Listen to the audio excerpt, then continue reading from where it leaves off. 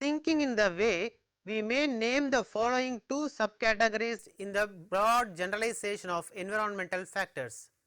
Factors associated with the type of learning experiences and factors associated with the men and material resources.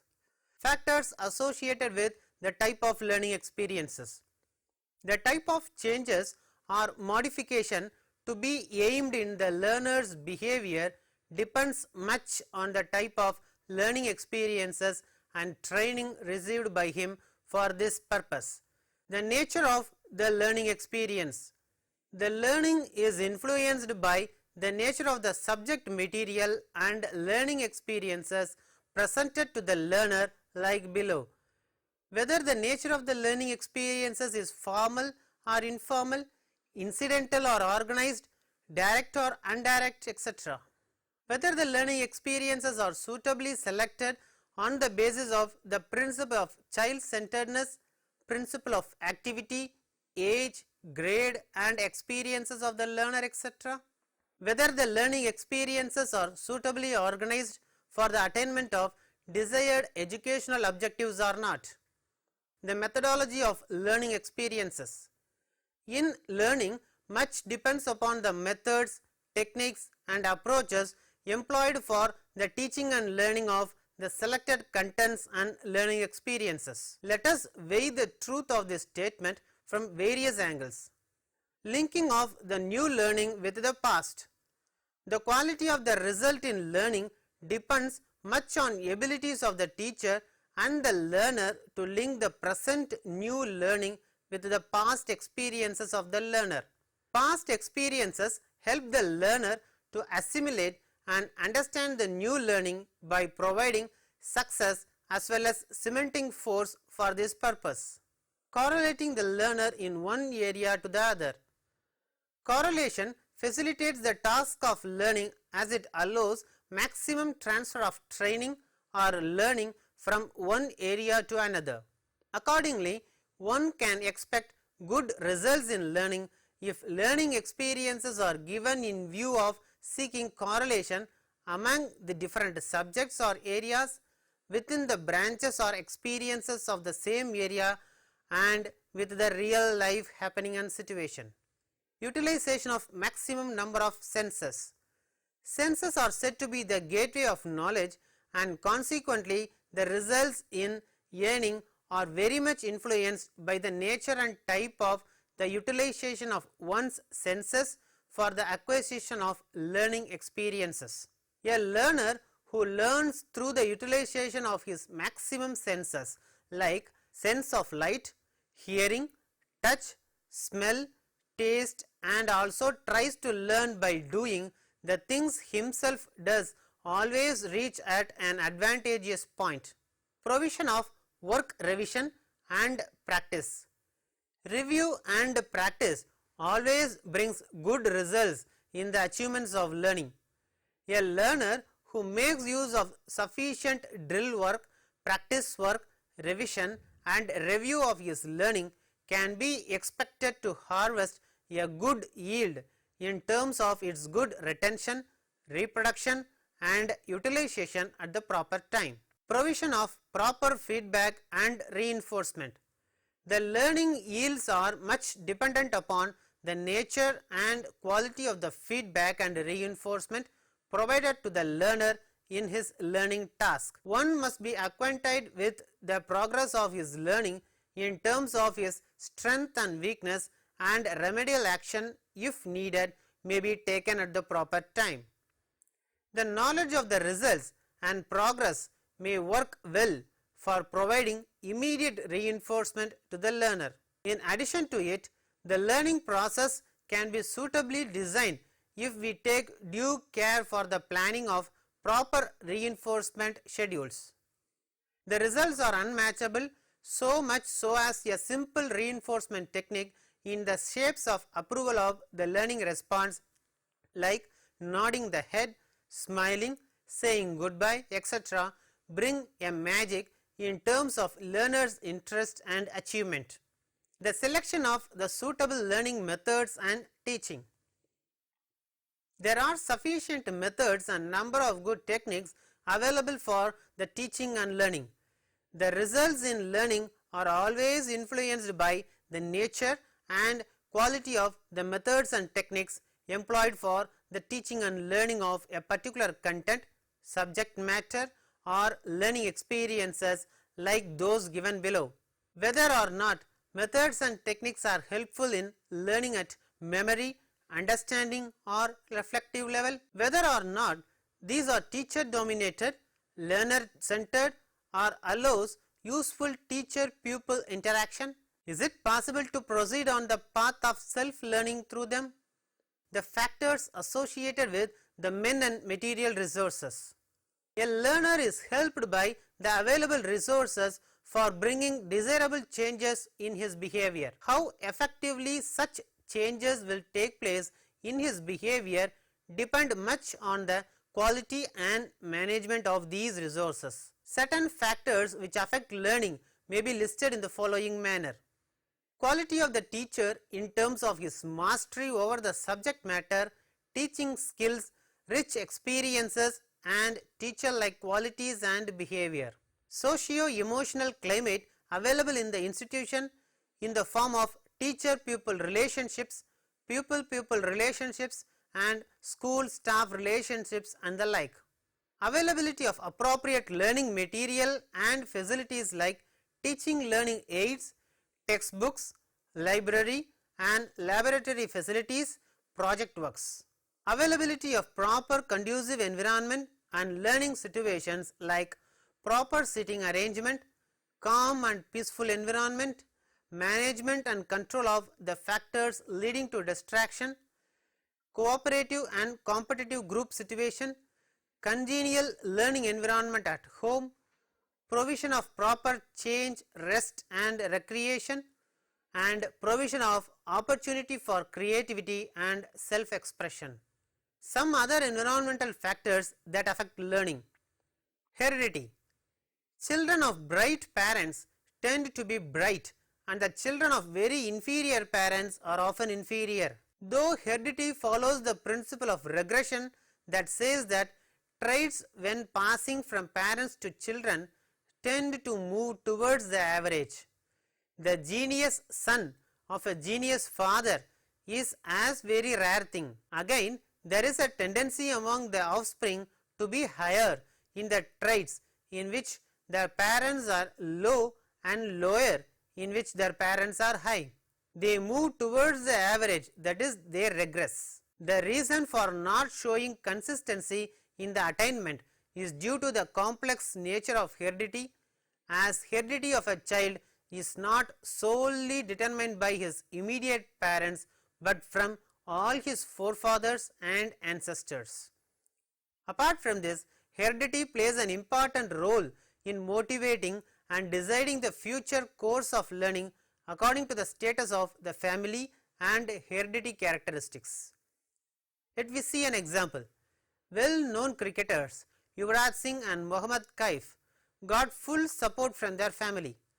Kaif's father had been a good cricketer and he made tremendous efforts to get his son placed in Indian squad. Yuvraj got coaching in the early days from his father itself. His father prepared pitch at his home for this purpose. The next is environment. Our environment is our habitation in the fullest sense. Not only our physical surrounding but also the people around us, social customs and traditions, culture, education and training all constitute our environment. A number of studies conducted show that environment has remarkable influence on the learning of the individuals. The next factor is freedom and self-discipline. Until recently, school discipline was regarded narrowly as merely a means of restraining pupils from creating disorder, so that learning activities may be carried effectively. Restraint commonly took the form of stern teacher imposed authority involving the extensive use of punishments. It was based on the assumption that the child is a bundle of evil qualities and that he should be corrected and molded into shape by the iron rod of authority. Thus, no child could escape beating. But now gone are the days of such beliefs, and no truly progressive education or school can tolerate this authoritarian method of life. The education in every child-centered school is carried in an atmosphere of freedom. Freedom means that the child is given opportunity to think for him, to feel for himself, and to get for himself. Opportunities are provided for using and developing all his powers. The child is given the chance to develop his own personality, to learn to discipline himself, building up his own character. The next factor is recognition of teacher's authority. One should not accrue that the teacher has lost their importance in the modern time. Rather, modern school situations demand a more carefully selected and well prepared teacher than was necessary for the traditional schools. In fact, education on an atmosphere of freedom demands on teacher than does education guided by the old ideas of authority imposed. It demands a new atmosphere in the school and a new attitude in the teacher. It also demands new methods which advocate free activity of body, mind and soul of the pupils. The teacher, instead of being a slave driver forcing the unwilling pupils to learn, becomes a guide, makes himself one of the group, brings to the help of the group his larger experiences and thus helps the group in the search for truth, encourages them in every way to think, feel and work for themselves. Hence the teacher should be given a key place in the modern times. His authority of course is not that of an autocrat but of a leader, friend and a guide. The nature neglect. A teacher should have a complete knowledge of the biological laws. He should know how the whole organism works. He should realize that the whole child comes to school and not only his mind. The mind and the body are an entity. They cannot exist without each other. Mind lived in the body as in a clay cottage, but it would be more true to say that the mind grows in the body as a plant grows in its soil. Poorer the soil, the more arrested the growth. Richer the soil, better the growth. Thus, the mind and the body are independent, one influences the other. Then comes the physical environment of school. In general, the school environments present an educative atmosphere. The modern school site, building and equipments are adequate, safe, sanitary, comfortable and attractive. It is only in the best environmental setting that the most effective learning takes place. The improvement of the environment no doubt lies in the hands of school authorities rather than teachers. Yet, the requisitions, requests and suggestions by the teacher can correct the environment to a considerable extent. The teacher can suggest about lighting arrangements in the class as due to effective lighting and ventilation arrangements, the crowded classrooms lead to overheated conditions which reduce working capacity and encourage the spread of respiratory infections. Careless disorder in the room, waste papers on the floor and the untidy state of storage space, bookshelves, teacher's table and pupils' desks definitely give a shabby look to a room. Gap between school and community. The traditional schools are directed from social life and social activities. It has confined itself to book learning which has no utility for the child in his later life. But the modern school represents the society in miniature. It has an intimate and organic relationship with the society. It incorporates such experiences which are intimately connected with actual living and enable the individual to lead a successful life in society. Secondary Education Commission points out that there exists a two-way traffic between the school and the larger community outside, and the problems that arise in the home and community life and the realistic experiences gained there should be brought into school so that education may be based on them and be intimately connected with real life, and on the other hand the new knowledge, skills and values acquired in the school should be carried out into home life, solve its problems, to raise its students and link up the teachers, parents and children in one compact and naturally helpful group. Wholesome experiences. Real education is the acquirement of experiences which will help the pupil to adjust himself to his environments. Modern school therefore is an experience giving institution where pupils learn things through purposeful experiences. The old conception of the pupil's mind as tabula rasa or clean slate upon which the teacher is to write are gone. Now the school is an institution where learning takes place through experience.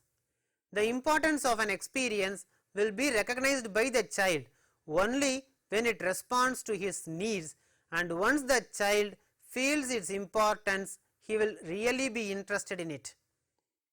Also, the experience provided must have a clear objective. Actually, we forget when we do not see clearly what we are supposed to be learning, because in that case we do not know what we are trying to be. The interpersonal factors. The interpersonal factors are the factors within the learner which influence learning. These are teacher related factors. If the learner stands on one end of the ongoing teaching learning process as one of the pole, then inevitable it is the teacher who is interested to act as the other pole of the desired flow of the teaching learning activities in the classroom. He is the person who has to play a role of friend, philosopher and guide for initiating, interacting as well as concluding all the activities pertaining to the classroom journey travelled along with students of the class. Hence, teacher related factors are bound to play quite significant role in the shaping and directing the teaching learning process of a classroom or work situation. The mastery of the subject matter. A teacher who knows his subjects well can only play a decisive role in leading the journey of the teaching learning process. How effectively the task of teaching learning will be carried out then depend merely on the scholarly nature and mastery over the subject matter demonstrated by a teacher in the class or work situations. Art and skills of teaching. A teacher should know the art and skill of teaching for making the student able to realize the stipulated teaching learning objective in a particular teaching learning situation. He may know his subject well, but for sharing, communicating and interacting various experience related to the learning of the subject, he needs specific teaching skills, art and sciences of his teaching profession. The proficiency and deficiency possessed by a teacher in this regard are quite responsible for turning the teaching learning process a big success or failure. Personality traits and behavior of the teacher. A teacher as a leader has to lead his students in the teaching learning process through the magnetic influence and incredible impression left on the minds of the students on the basis of his personality traits and behavior. He is a role model for his students. His actions, behavior pattern and personality traits carry a great meaning to his students for being imitated and brought into practice. Therefore, much of the task regarding desirable behavior modification, an essential target meant for any teaching learning act, is very much influenced by the types of personality traits and behavior pattern demonstrated by the teacher in his action and behavior in the classroom and work situations. Moreover, how he behaves with his students during the various types of activities and interactions carried out in the teaching learning process also prove a decisive factor in finalizing the teaching learning outcomes. Level of adjustment and mental health of the teacher. How adjusted a teacher feel in his personal and professional life and the state and level of mental health maintained by the teacher carries much weight in influencing his teacher behavior and the teacher effectiveness needed for the effective control and management of the teaching learning process. While a teacher possessing poor mental health and a lack of adjustment in his personal and professional life may prove totally failure in the realization of teaching learning objective. A teacher possessing good mental health and adjustment may prove an ideal image to his students and boon to the effectiveness of the teaching learning process. The next factor is the type of discipline and interaction maintained by the teacher. A teacher who is good disciplinarian and believe in providing due interactive roles to their students in the teaching learning process brings more positive and better teaching learning outcomes in comparison to the teachers who are poor in terms of maintaining discipline and are in the habit of providing unidirectional flow or communication by discouraging any initiative and interaction from their students. Let we see some more interpersonal factors that influencing learning. They are cognitive structure variables, developmental readiness, intellectual ability, motivational and attitudinal factors, and personality factors. Cognitive structure variables, substantive and organizational properties of previously acquired knowledge in a particular subject matter field that are relevant for the assimilation of another learning task in the same field. Since subject matter knowledge tends to be organized in sequential and hierarchical fashion, what one already knows in a given field and how well one knows it obviously influence one's readiness for related new learning. Developmental readiness, the particular kind of readiness that reflects the learner's stage of intellectual development and the intellectual capacities and modes of intellectual functioning characteristic of that stage. The cognitive equipment of the 15-year-old learner evidently makes him readier for different kinds of learning tasks than does that of the 6 or 10-year-old learner.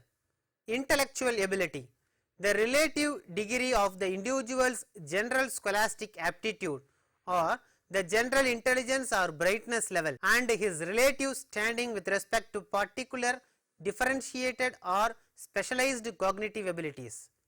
How well a pupil learns subject matter in science, mathematics or literature obviously depends on his general intelligence, his verbal and quantitative abilities, his problem solving ability and his cognitive style. Motivational and attitudinal factors, desire for knowledge, need for achievement and self enhancement and ego involvement, that is interest in a particular kind of subject matter. These general variables affect such relevant condition of learning as alertness, attentiveness, level of effort, persistence and concentration. Personality factors, individual differences in level and kind of motivation, in personal adjustment, in other personality characteristics and in level of anxiety. Subjective factors such as these have profound effects on quantitative and qualitative aspects of the learning process. In conclusion, we have analyzed the effect of various environmental factors as well as interpersonal factors associated with learning in this module. The teaching and learning process depends on the above mentioned environmental and interpersonal factors which help in enhancing the learning. Thank you.